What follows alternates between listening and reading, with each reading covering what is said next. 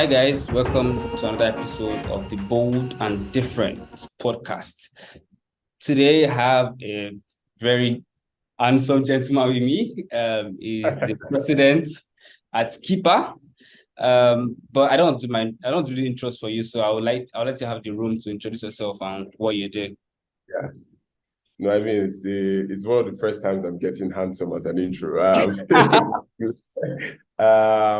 But yeah, my name is Duke Ekezie, and I'm the president and co-founder at Kippa. And we simply build financial management tools for businesses in Nigeria precisely. And I lead, sales, marketing, financial operations at the business. Yeah, that's about me. Nice. Actually, I'd like to learn a bit more about your background, and how that stuff shaped into what you do today. Oh, no, makes sense. So I grew up in a very small city, Calabar, and I think that was very good for me building, very serendipitous relationships. Um, I I attended the University of Calabar, and I graduated in 2019. One thing that I did in university was competitive debating. And that made me miss a lot of classes. So I wasn't really attending classes a lot because I was always going for one debate tournament or for a debate training or something. And I think that debating really shaped me into the very insightful man that I think I am. And sometime in my third year, when I was still in debating and I decided to, begin to take a pause, I realized that I was honestly getting through classes very easily. And, going through classes, going through exams, they were very easy for me. I was doing very well at examinations when I wasn't attending classes. That means, it was no longer challenging for me. And I wanted to really do something very challenging. And that was how I, decided to face my fears. And one of the fears I really had then when it comes to professional career was investment banking and finance, and finance specifically. So I decided to, face that. And, I started a very minor career in investment banking. I self-taught myself for a year and 3 months. And I got an internship offer at KPMG, where I got into their deal advisory team and worked for 3 months. And I also did a very short internship at Citibank. But before then, one thing that was very interesting was I worked on the TikTok team in 2019, in helping them get into their market entry and understanding, market entry for Africa. I mostly led strategy and influencer marketing at that point. And I did the role for about 5 months before they had to hire people who were a lot more experienced than I was, because I was just a university student, of course. So yeah, so I think that's about my background. Sometime in 2019, I decided to start a startup, build a startup. But I think we can always talk about that. But yeah, I think one of the most significant things about my background was competitive debating, and it opened me a lot to just understanding different ideas, different opinions, and just the ability to take different opinions, utilize that, harness them, and then form an opinion of myself or for myself, which I think is a very big struggle for a lot of people, because right now, in the age of social media, there are different opinions, so you need to decide which one makes sense for you. So I think debating really helped me do that. Yeah. Nice one, Duke.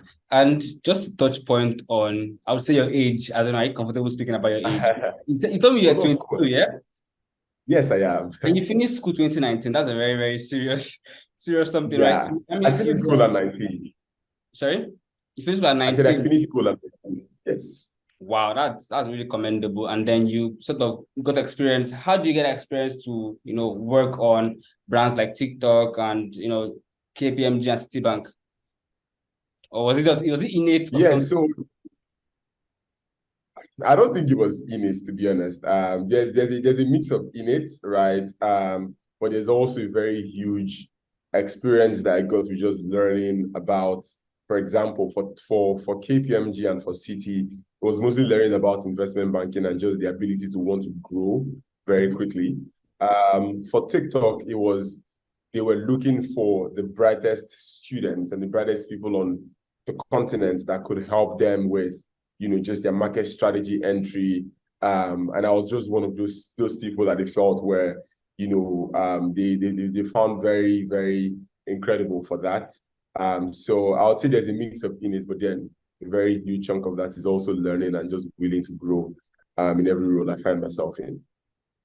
Nice one. So now let's get right down into business, right? So how was it like starting out Kippa? Where did the idea come from, and how was it like your very first few months or years starting out with Kippa? Yeah, I know that sounds good. So we were building a previous startup before then. It was a startup called Africave. And Africave was helping just almost a very similar model as Andela then, helping, connect African developers to global companies. We were in training, but we just wanted to connect. We were doing pretty well, but we decided not to continue. And then at the beginning of 2021, we were a bit jobless because we had no jobs, and there was no startup for us to build. So what we did then was we decided to double down on the markets that we found ourselves in, and we started looking out for problems. Honestly, we created a very long sheet. What are the different problems when you go out today around electricity, transportation, food, mobility, agriculture? What are the different problems that we could find there, and how can we apply a software solution to it? But it wasn't quite successful, because after we did that, we realized that we weren't really finding problems that we could build a solution for. But we one day, our co-founder, stumbled on a very interesting solution for business owners, bookkeeping solution, and we realized, okay, this is quite interesting. And we spent the next few weeks traveling across the country, just talking to business owners. What challenges did you face? What challenges do you have? What problems do you have? Of course, a lot of them tell you is money. I'm looking for money. I'm looking for loans. But out of all of that, of course, but out of all of that, we were able to find the juice in all of that. And we came out of that experiment with one thing. We realized that a lot of tons and tons of businesses manage and handle their business operations and processes manually. And if we truly wanted to solve a problem for them, we needed to solve for that first. And the easiest solution we had to give to them was firstly a bookkeeping application, because over 90% of them recorded their records, or detailed down their records using pen and paper. So we needed to solve for that first before we build something on top of that.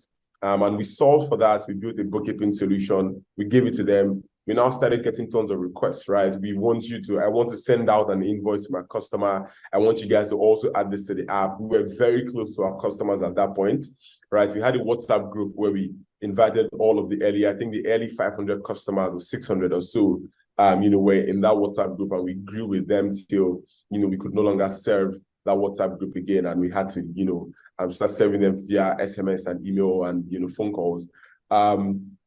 So we were getting tons of requests. I need to do this. I want to send out the business card. I want to look cool. Can you guys help me look cool by creating a business card and pasting on my Facebook?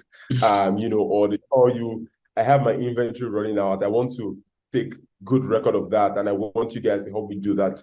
So we started building all of those solutions on the very initial app that we built, and that's how Kippa started.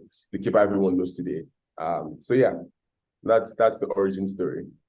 Interesting. Sounds like you have like a formidable founding team. Kudos to you guys on that. But I know, like you said, Thanks, right? You had like a closed group where you were getting feedback from your customers directly, right? But then at what stage you realize that you need to expand this team? Yeah, no, when we started getting tons of requests, right? When we started getting tons of people installing the app, we did what we were able to do a very good job of at the early stages was we did tons of micro experiments, right? Okay. Micro experiments what led our team to find so many solutions that we found. And one micro experiment that we did was, get crashing different Facebook and WhatsApp groups to invite people to, see and test out the application. And then we decided to create a Facebook group on our own because we were tired of going to different WhatsApp groups, Facebook groups. Let's create ours and see if that works. And we did that, and we got a lot of traction in a very short time. And within very few weeks, we got over 100K, members who were waiting to onboard on our product, right? And that was it was actually mind blowing for us at that point in time. So when we saw that there were thousands and thousands, hundreds of thousands of customers, we knew that we could no longer serve those customers by, doing things via a WhatsApp group. So we just had to open it up for more people. And that was the point when we knew, okay, we probably have, hit that point of expanding things. So yeah. Yeah, interesting one actually. Thanks for that, Duke. When startups are scaling, right, they also need to find a team that, that's on the same wavelength as them, right? So like, what were some things you guys were looking out for in hiring your first set of employees, and what roles did you even hire for, like when you started scaling? Yeah. So let me answer the second. The very first role we hired for was a social media manager, because we wanted to start communicating with our users via social media. And, the three of us were very busy with a lot of things that we had no time to, focus on social media. And then based on that, a social media manager told us, look, I can't do graphics design. So we need a graphics designer.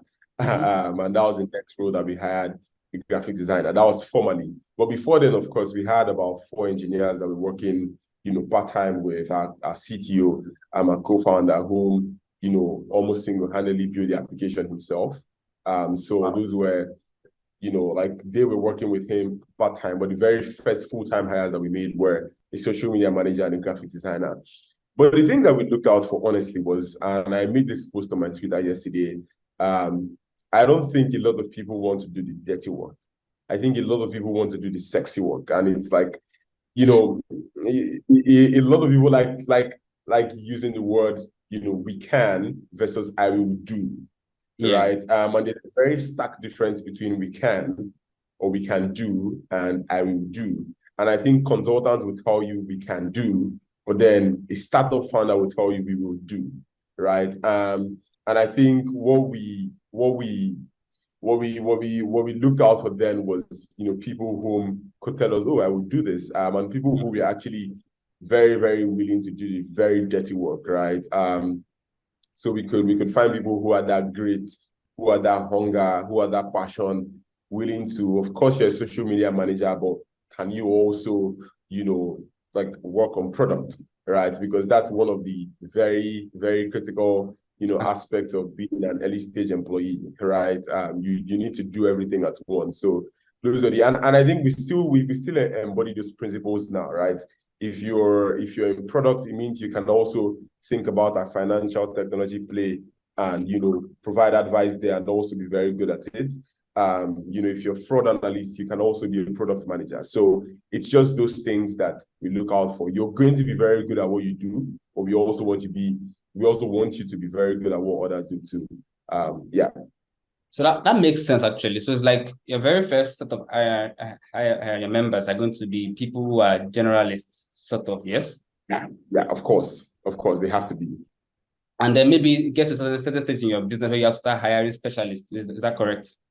Or do you think you're going to keep doing the generalists all together for? No, you can't. You have to hire specialists. So so to even correct that, right, they were specialists and they were specializing in their own field and what they knew how to do best. But then there are so many times in the life of a startup where specialists do not just cut it. And in those moments, you need someone that can, say, okay, yes, I will take up this responsibility, right? And I will do that, right? So those are the times that we need those kind of employees. And in the very early stages, we're looking out for those employees that could say, yes, I'll take this up and I'll do this, as opposed to relying on, oh, nah, I'm a social media manager, so let me just focus on it. So yeah, those were the things we're looking out for then. Interesting one. And that leads to my next question, actually. So I think you already touched point on that already. But do you think saying the word generalist founder is like a tautology? And being that, founders are usually meant to be able to do so many aspects of their business, touch point on business development, touch points on finance, securing partnerships, managing the team, hiring the team, that kind of thing. And do you think it's necessary for a founder to pick up many skills to be able to succeed in building a business? Yeah, no, definitely. You have to be a generalist, but I would say yes and no. I think as a founder, right, maybe yes, 80%, no, 20%. So yes, because honestly, you just have to be a generalist and you need to know different touch points in the business. There's nobody needs to understand how to do that work better than you, right? And then the goal is now hiring people who can do it better than you, but then you still have a very good understanding of it. Because if you have no understanding, it is hard for you to even empathize with things that your employees are saying or the challenges that they face. But no, because I think there are specific times when you need specialists. For example, if you have a CTO, of course, he can be a generalist, but he has to be specializing in software engineering, software development, right? But of course, he also has to be a generalist as a software developer. He's going to hire people cutting across different languages and skills, hire an infra developer, hire a DevOps developer, hire, a Node.js developer, but he has to be able to touch point with every single engineer on his team. And so he needs to have an understanding of what everybody's doing. So even as a specialist, right, you still have to be a generalist, as a founder. I think there are also certain times when you find certain founders who are chief business officers, so that's also you specializing. So I think, but even chief business officers also get to be generalists, to be honest. So to a very large extent, yes, but in minute extent, no. Interesting one. But like I have a clause to that. So as a generalist founder, right, you can do so many things. That what it means, yes. So now how do you create that balance between wanting to do it by yourself or delegating to somebody? Because sometimes I think you might be scared that I'm not sure this guy can do it the way how I would do it. You understand? You understand, yeah? So like how do you create that balance?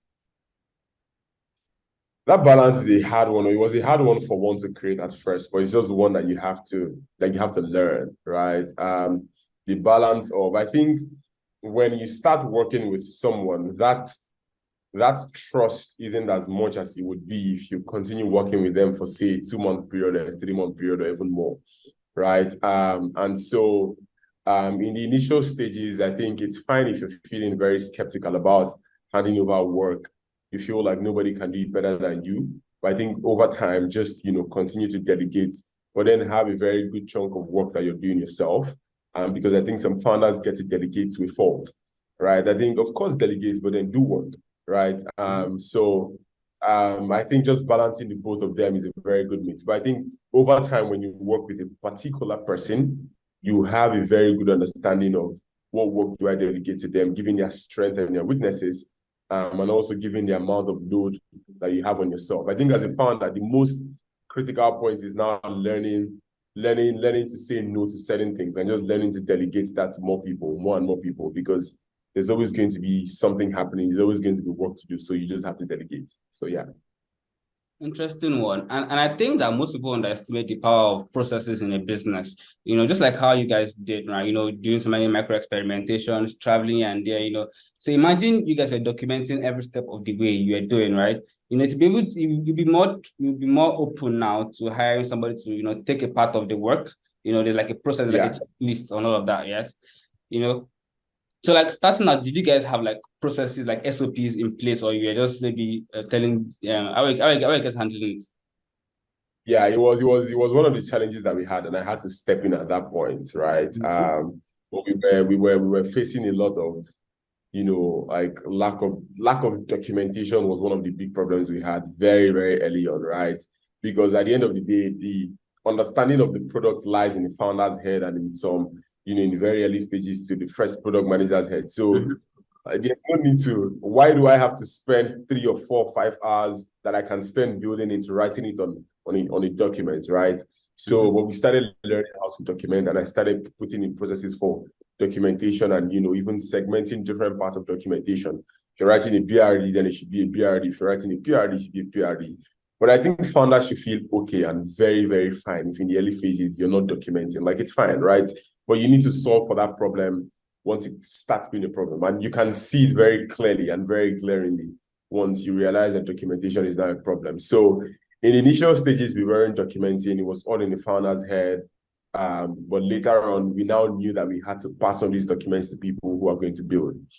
So you now have to start documenting for that. And that was very important. Nice one. Thank you for sharing your experience, Duke. Yeah, sure. And I think most times, right, we see all the nice things on news, right? We don't really see what's going on internally. Like we are thinking, these guys are perfect until you actually get into the startup and you're like, there's no structure here. You get. Yeah. So, but like, tell me more about the many hats you've had to wear as a founder or as a co-founder. No, that's a good one. When we started building our very first startup, so we moved to a small city. We all fan of very small cities. And when we were there, I was the chief operating officer at the previous startup. And then there's very little operations because you don't have a lot of employees. So the operations that I had to do then was things like buying fuel, going out to buy petrol and fuel for the generator, Wow. ensuring the generator is fixed well, so there's always light. Mhm. At some point in time, the guys even started saying if there's no food in the house, which I was doing. If there's no food in the house, Duke has to. Duke, why don't we have food? Why are co-founders hungry? It became a joke, but then I'm serious. So that's the very first hat I had to be. I had to grow from that. Um, and then when we started building Kippa, I was the chief growth officer. And my role was growing our user base while retaining them. Mhm. And in very short time, we grew to about 350,000 users. And then I knew that I had to move into, because the company really wanted me to move into something else. And at that point, I could see that what we were lacking was operations, right? We grew, there were lots of requests coming in, lots of comments coming in from customers, lots of employees that we were hiring. And then we lacked that operational capacity to support all of those things we were doing, right? So I now had to grow into that role. And that was when I switched from chief growth officer to president, and then overseeing the entire operations of the company and building the operational capacity of the company too. Right now, I have now streamlined focus to sales, marketing, business development, and also leading a growth team. Because those are the most critical parts of the company right now for me. And we have someone who is, doing an incredible and stellar job at operations. So at some point, you have to sack yourself as a founder Mhm. from certain roles. And I've had to sack myself from being CGO to president to now, having to streamline my role as president to, just sales, marketing, and growth. So yeah, those are the different hats I've had to wear. But it's been good thus far, moving from having to provide petrol in the generator to now handling very, very important tasks. But yeah. Okay, nice one actually. Very interesting backstory. But like, I like just to know, wearing these many hats, like, what issues did you encounter while trying out these various roles for the company, and how did you overcome them? Yeah. No, I think the very first one was because I had to do most of these things for the first time. I think the first thing was fighting with myself on, believing in my abilities to actually do them. That's the very first thing, I had to do. But I overcame them very easily by just talking myself out of it and telling myself, look, you can do this, right? I mean, it's just as easy as that at first. I would say another one was, especially for when I was chief growth officer, was building a team.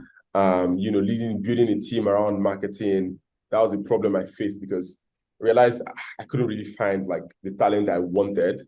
Mm-hmm. And I think talent scarcity is a problem a lot of founders always speak about, founders in the market. So I think talent scarcity was one for me. But you just have to make do with the best talents that you see. And I think we have very, very, very, very incredible talent, right now working with us in those different roles. So yeah, so it's honestly just been one, talking myself out of things, and then secondly, going very deep. I've had to, when it comes to marketing, for example, I know of every marketer out there. I know of every marketing director and every marketing leader and even associate, because I've probably reached out to them at some point in my career, and they know about me maybe. So I think it's just growing the length and breadth to ensure that you get the best candidate and the best talent into the company. Yeah. Nice, nice. So, I want to understand, when do you take that switch between maybe being just maybe the founder and then maybe going into maybe CEO or maybe being a president? I mean, tell me more about your role as the president of Kippa. Like what does that really entail? Because I the way I see it, right? Someone can probably, as a founder, I can probably be the head of business development today, and tomorrow he has changed his bio to head of sales and marketing. Like, why you guys make that, that switch? Yeah. No, I mean, the very important reason for why that switch happens is because there are different times when the company needs something urgently, and you can't continue to be stuck up in the role that you're doing if that's what the company needs urgently and it needs you to fill those roles, right? At some point in time in the lifetime of the company needed someone that can help grow their user base and also manage that. And that's what I did, right? And then after that, the company needed someone who could help manage the entire, procedures and operational capacities of the company, and someone who could step in that capacity, and I had to do that, right? And I'll say right now, my role entails sales, marketing, growth. So sales, we are in the financial technology space, and we give out POS devices to allow, merchants accept card payments from their customers, and also sell financial products, cash outs, fund transfers, etc. to their customers. And the most important thing now for us is, how do we get out as much POS terminals out there, right? And I'm having to answer that question day on day. And then marketing, ensuring that as we are piloting sales, marketing is also a very critical part of sales, and just ensuring that when you go out to give out the terminal, people actually know about you, right? And they can say something about your brand, and they have some understanding of what your brand does and what it stands for, what it represents, right? So marketing has been very critical too. And then growth, right? Ensuring that while we're doing this, we have a very, very good understanding of, what our like different merchants are saying and what they are doing on an activity level, right? And so that's one very, very critical thing that we also had to do. Nice. We live in a part of the world where, people always say, God forbid to failure, right? Forgetting that, failure teaches us more than success would ever. So I'd like to learn more about mistakes you made starting out, as filling these different roles. Yeah. One is, I think nobody teaches you how to hire, right? Nobody really teaches you. Nobody tells you how to hire. Nobody tells you how to, the sort of roles and the sort of titles to give out to people. We made that mistake initially, giving out very, inflated titles to people when, you could just start and be very conservative about the titles you give out to people. I think we also did make mistakes in hiring, like I said, hiring too many people at first, hiring too few people in certain roles, not knowing who exactly to hire at certain positions. I mean, the last one could just be an understanding of, the entire company, the different roles that different people play, having a very close understanding of that. So yeah, those are the three mistakes I would say, we made initially. And honestly, on all of them we've corrected. Because you just have to course correct as a startup grows and grows. So yeah. Yeah. So I think I speak for some founders, when they're starting out a business, they'd be like, I'm making so many mistakes. I don't know. These guys, you look at another business, you think, okay, these guys have their shit figured out. Meanwhile, it's colossal inward, like I'm really figuring out everything. So yeah, it's nice to know that you're not alone in some parts of your business, right? So interesting one, and thank you for that actually. Yeah. But so now let's take everything slow. Let's reflect now. So if today you met your younger self, how would you feel? Yeah. And how would your younger self feel?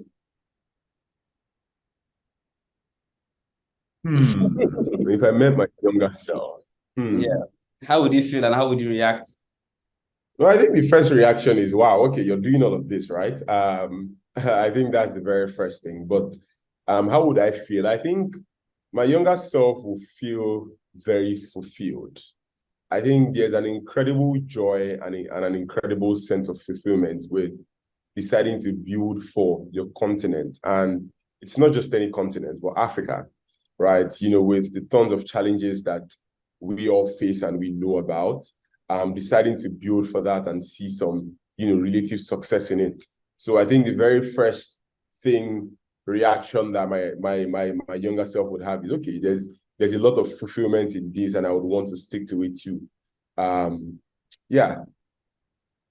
Nice. So Kippa is arguably the startup with the largest early stage funding. How does that make you feel as the president? Honestly, just good. Yeah.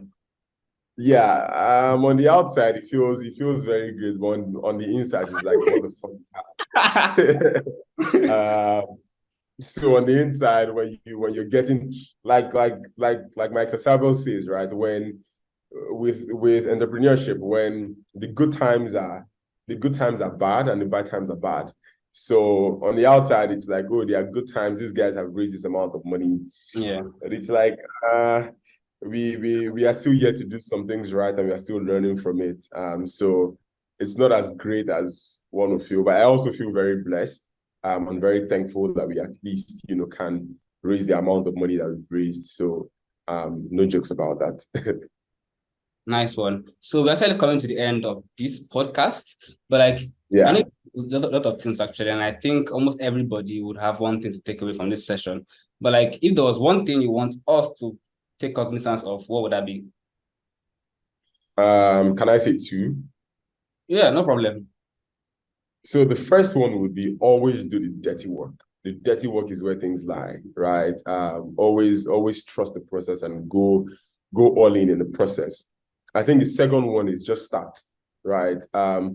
Nobody has life figured out. Nobody has a startup all figured out. Nobody has business figured out. Just start, and it's going to be very messy. It's going to be very chaotic at first, but just do it, and it's you're going to thank yourself that you did it. When you started whatever you wanted to. If you want to start a business, you want to start a career, just start. It's messy at first, but it goes good when you go in. Yeah. Yeah. So I think my final question is what I'm very, very curious about. So I know you're saying just start, right? Everybody has a dream, right? But then not everybody Yeah. is bound to be successful or to do a startup. Some are meant to do 9 to 5, yes. But like I like to understand, is entrepreneurship innate? Is it born within you, or you just have to just try or something? How Yeah, I do don't you think take on that? yeah, no, I don't think it's born in anyone. There's no one born as an entrepreneur. And I think the people who think they are born as entrepreneurs get to fail because they make a lot of mistakes and they get in their head too much. Okay. So entrepreneurship is something you learn, right? And it's simply think about if we had parents that owned small businesses, right, or small kiosks, those were also entrepreneurs, right? And the way you manage that kiosk that you own is the same way you would manage the company that you own, right? Because if it continues to grow very slowly and steady, then you have to manage all of the things that come with it, right? And I don't think anyone is, I also don't think anyone is born with anything at all, not just entrepreneurship, right? It's all a learning process, and you all just get to learn as you go on with it, right? If entrepreneurship was an innate thing, then it means we'll be hiring for innate roles too, right? Oh no, this person is great. Even with drawing, something as stellar as drawing, right? Or sculpture or creative directing. I think those are things that people get to learn. You're not born into it. You just have a leaning towards it and you like it and you learn about it. So I think with entrepreneurship, there's a lot of learning that goes into it. There's a lot of, you have to be, yeah, you have to be burnt by the process. Just get burnt by the process and stand up, pick yourself up. Yeah, I think that's that there. Nice one. So I think we've come to the end of this session. It was really nice having you, Duke. I hope you probably, Yep. maybe bring the old team next time. Maybe we can discuss it. I'll try to. I'll try to. All right, no problem. So on to the next one, guys. Cheers, my end. Bye.